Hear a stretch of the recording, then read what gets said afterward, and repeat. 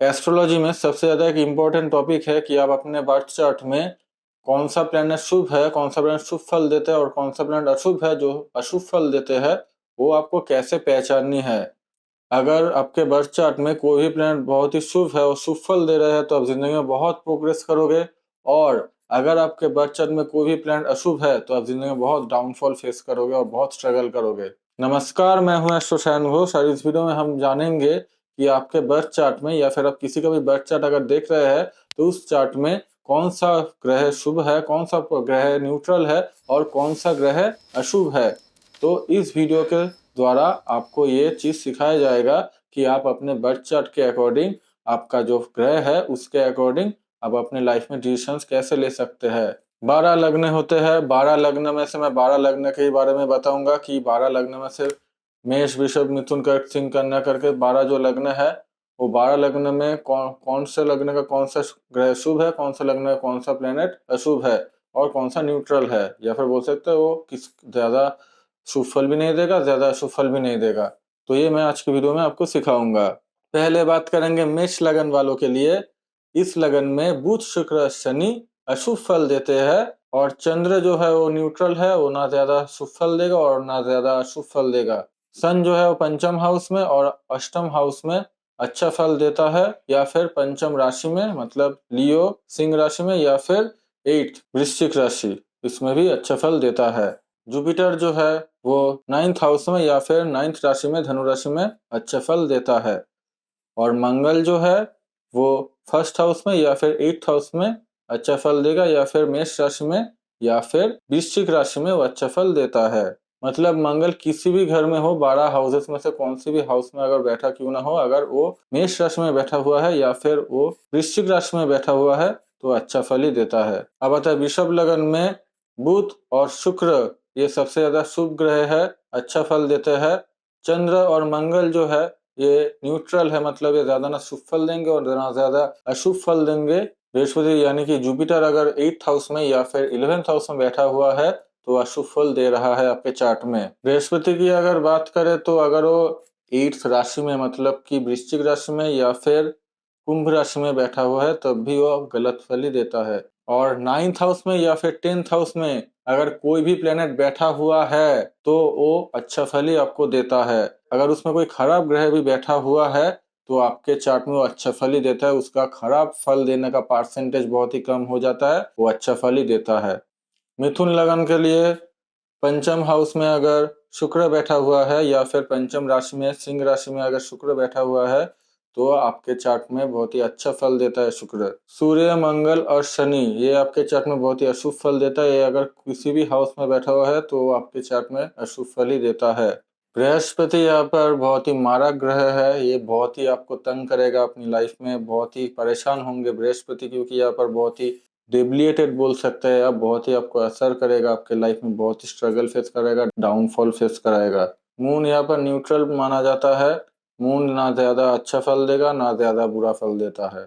बुध first house में या फिर 4th हाउस में बहुत ही अच्छा फल देता है, या फिर फर्स्ट राशि में मेष राशि में या फिर 4th कर्क राशि में अगर बैठा हुआ है तब भी वो अच्छा फल ही देता है आपके चार्ट में। कर्कट लग्न में पंचम या फिर दशम हाउस में अगर कोई भी प्लेनेट बैठा हुआ है तो बहुत ही शुभ फल देता है आपके चार्ट में, या फिर उसका लॉर्ड मतलब वहाँ पर जिस नंबर का राशि है उसका लॉर्ड भी आपको बहुत ही शुभ फल देता हुआ दिखाई दे रहा है आपके चार्ट में। और अगर उस हाउस में एक से ज्यादा ग्रह है तो राजयोग का भी कारक माना जाता है। सन जो है वो यहाँ पर न्यूट्रल है और चंद्र जो है वो फर्स्ट हाउस में बहुत ही शुभ फल देता हुआ दिखाई दे रहा है, और बृहस्पति जो है वो 9th हाउस में बहुत ही शुभ फल देते हुए दिखाई दे रहा है। अगर वो 9th राशि में है यानी कि धनु राशि में है तो भी वो अच्छा फल देते हुए दिखाई दे रहा है। बुध और शुक्र यहाँ पर अशुभ फल देते हुए दिखाई दे रहा है, बहुत ही डेबिलिएटेड है, बहुत ही नीच का है। यहाँ पर बुध और शुक्र बहुत ही डाउन हो जाता है, इसलिए आपको बुध और शुक्र बहुत ही गलत फल देता हुआ दिखाई दे रहा है। और शनि देव जो है यहाँ पर सबसे ज्यादा अशुभ माना जाता है, किसी भी हाउस में अगर बैठा हुआ है तो आपको अशुभ फल ही देगा, आपके जीवन में सबसे ज्यादा स्ट्रगल कराएगा, सबसे ज्यादा परेशानी फेस कराएगा। बात करेंगे अब सिंह लगन वालों के लिए। यहाँ पर मंगल अगर 4th हाउस में या फिर 9th हाउस में बैठा हुआ है तो वह बहुत ही अच्छा फल देता है, या फिर अगर वो 4 नंबर राशि यानी कि कर्क राशि में या फिर धनु राशि में बैठा हुआ है तो भी वो अच्छा फल देता हुआ दिखाई दे रहा है। और अगर यहाँ पर मंगल प्लेस कर रहा है तो आपके चार्ट में राजयोग का कारक बन रहा है मंगल।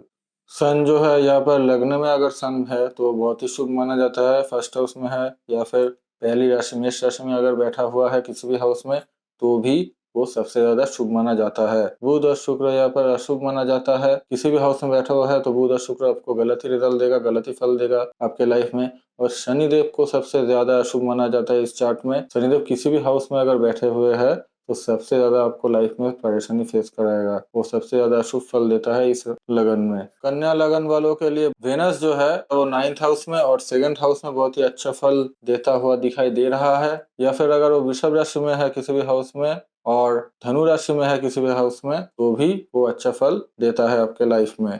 बुध अगर आपके लगन में है, फर्स्ट हाउस में है तो ये आपको बहुत ही अच्छा फल देता है आपके लाइफ में, ये शुभ ग्रह बोला जाता है बुध अगर फर्स्ट हाउस में प्लेस है।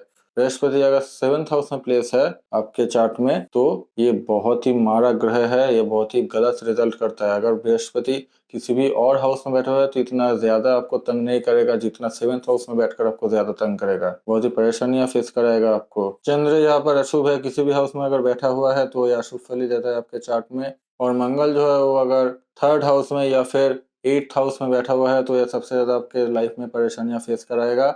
या फिर अगर वो मिथुन राशि में या फिर वृश्चिक राशि में बैठा हुआ है तो भी ये सबसे ज्यादा आपको प्रॉब्लम फेस कराएगा अपनी लाइफ में। और ये आपके चार्ट में मारा ग्रह है, आपको सबसे ज्यादा परेशानियां फेस कराएगा इसकी महादशा में अंतरदशा में, तो उसके हिसाब से ही अपना लाइफ में चले। तुला लगन वालों के लिए शनि यहाँ पर सबसे ज्यादा शुभ माना जाता है और ये राजयोग का भी कारक बोला जाता है। शनि को इधर आपके लाइफ में बहुत ही सक्सेस दिलाएगा, लेकिन अगर वो किसी भी गलत या फिर अशुभ ग्रह द्वारा अगर वो प्लेस ना हो, मतलब कंजंक्शन में ना आए, या फिर शनिदेव के ऊपर किसी भी गलत ग्रह का अगर दृष्टि आ जाए तो इस क्षेत्र में शनिदेव उतना अच्छा आपको रिजल्ट नहीं देता है। बुध जो है वो 9th हाउस में सबसे ज्यादा शुभ माना जाता है और धनु राशि में अगर बैठा हुआ है किसी हाउस में तो ये सबसे ज्यादा शुभ माना जाता है। वेनस जो है सबसे ज्यादा शुभ माना जाता है लगन में अगर वो बैठा हुआ है फर्स्ट हाउस में तो सबसे ज्यादा शुभ माना जाता है। किसी भी राशि में बैठा हुआ हो वो फर्क नहीं पड़ता, लेकिन अगर फर्स्ट हाउस में है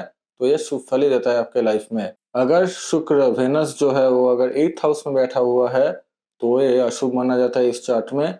शुक्र का 8th हाउस में या फिर 8वीं राशि वृश्चिक राशि में प्लेसमेंट करना, मतलब वहां पर बैठना अशुभ माना जाता है। आप इसको मारक भी बोल सकते हैं, मारक ग्रह भी बोल सकते हैं। अगर 8th हाउस में बैठा हुआ है या फिर 8वीं राशि में बैठा हुआ है शुक्र तो आप इसको मारक ग्रह भी बोल सकते हैं। तो फिर ये शुक्र आपके लाइफ में बहुत ही परेशानियां फेस करवाएगा।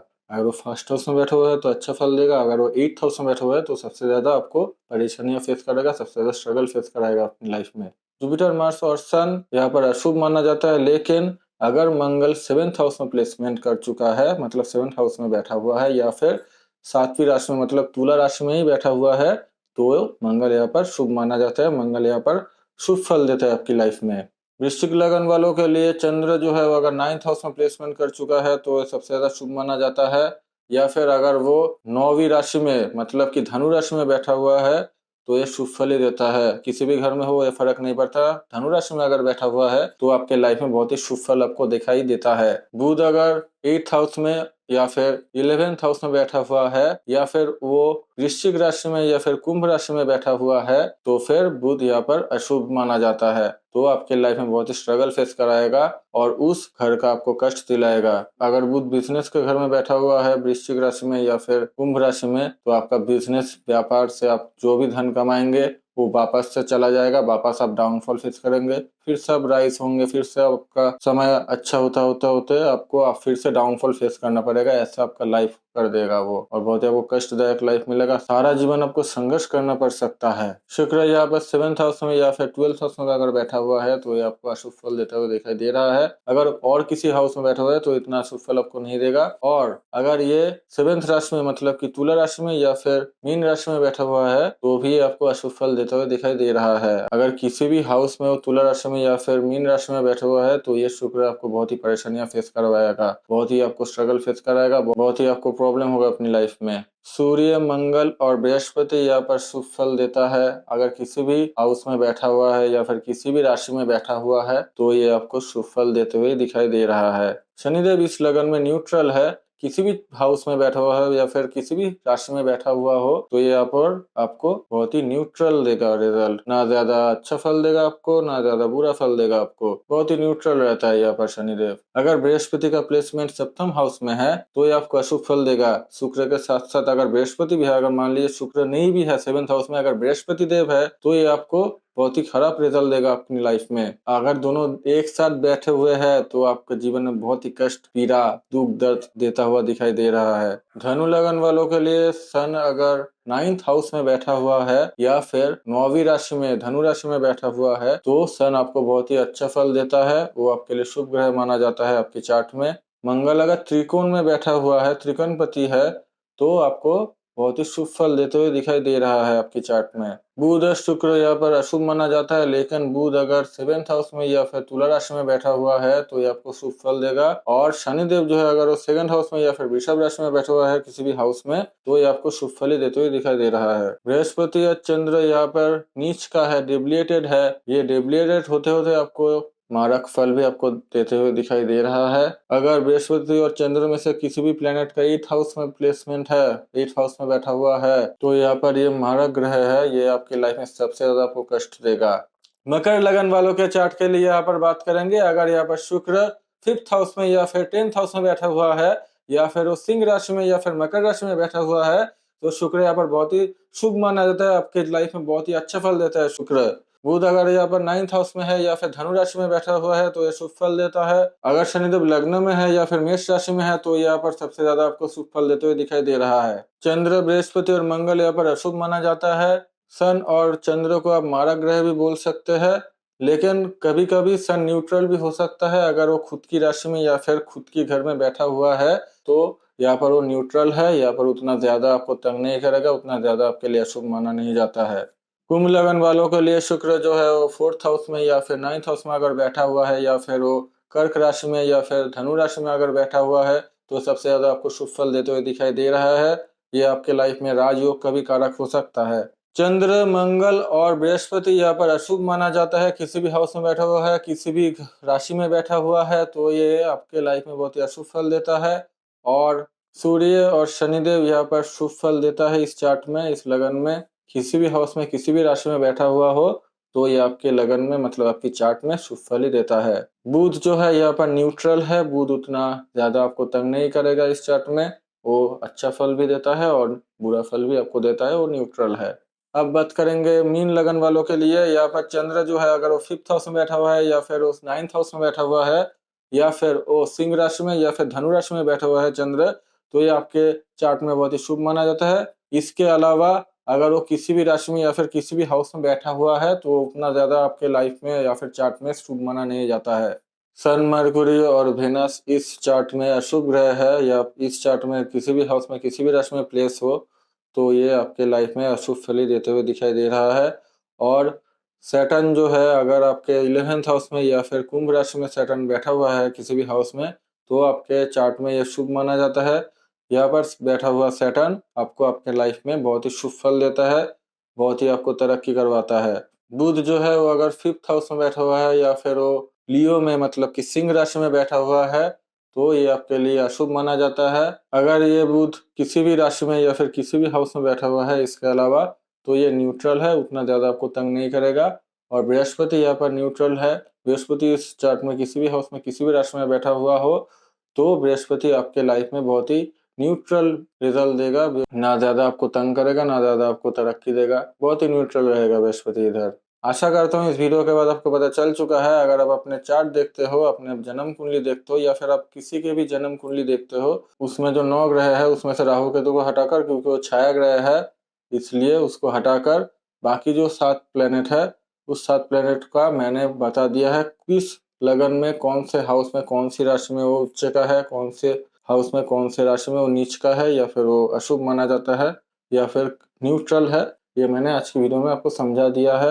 अब आपके मन में एक क्वेश्चन आ सकता है कि अगर 10 करोड़ लोग हैं, 10 करोड़ लोगों का अगर मिथुन लगन है, या फिर वो 10 करोड़ लोगों का सिंह लगन है, या फिर वृश्चिक लगन है, या फिर मीन लगन है, तो 10 करोड़ लोगों में से 10 करोड़ लोगों का सेम क्यों नहीं जाता है? किसी को ज्यादा तरक्की मिलती है, किसी को कम तरक्की मिलती है, ये क्यों होता है? मेरा और मेरा दोस्त का सेम लगन है, किसी किसी ग्रह का प्लेसमेंट भी सेम है, फिर भी वो ज्यादा तरक्की कर रहा है और मैं कम तरक्की कर रहा हूँ। या फिर मेरा जो कलीग है उसका भी सेम लगन है, सेम चार्ट है उसका भी, लेकिन वो ज्यादा प्रोग्रेस कर रहा है और मैं बैठा हूँ इधर स्ट्रगल कर रहा हूँ। ऐसा क्यों हो रहा है? जो ग्रह के बारे में बताया कि वो शुभ फल देता है किस हाउस में, किस राशि में, वो शुभ ग्रह अगर किसी भी गलत ग्रह के साथ सेम हाउस में कंजंक्शन में है, मतलब सेम हाउस में बैठा हुआ है, या फिर सेम राशि में ही बैठा हुआ है, तो फिर ये जो आपका शुभ ग्रह है वो उतना अच्छा आपको रिजल्ट नहीं देगा। या फिर अगर उस शुभ ग्रह के ऊपर अगर किसी भी गलत ग्रह का दृष्टि आ जाए तो भी ये उतना आपको शुभ फल नहीं देता है। सेम चीज अगर कोई अशुभ ग्रह है उसके साथ अगर कोई शुभ ग्रह बैठ जाए, या फिर उसके ऊपर किसी भी अच्छा प्लेनेट का दृष्टि पड़ जाए, तो फिर वो अपना जो अशुभ फल है वो बहुत ही कम कर देता है।